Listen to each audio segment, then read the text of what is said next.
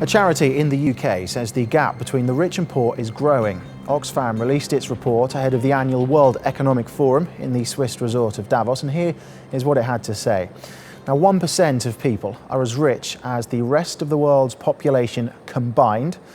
To be in that top 1%, you need assets worth of at least $760,000. And there are 62 individuals in the world who are as wealthy as 3.5 billion people. Well, Nick Bryer is the head of Oxfam's inequality campaign, and he joins us now from London.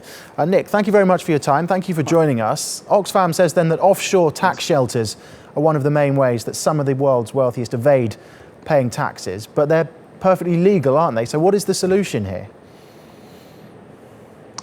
So we need to see real courage and commitment from political leaders to tackle tax havens. As you say, there's an estimate of about $7.6 trillion of individuals' wealth is held in these offshore tax havens, places like the Cayman Islands or Bermuda.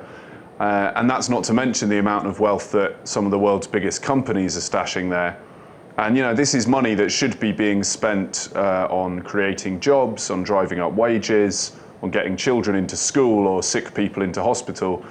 And instead it's being hidden away in these tax havens. And so politicians really have to come together and take meaningful action to address that, because otherwise this spiralling inequality will continue to get worse.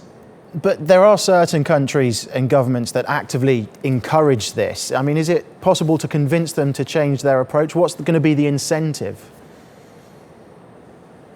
It's one of these strange situations where if everyone acts only in their own most immediate self-interest, they think it's good to try and undercut their neighbours, and you end up with this race to the bottom with ever less taxation and ever less regulation of companies and individuals.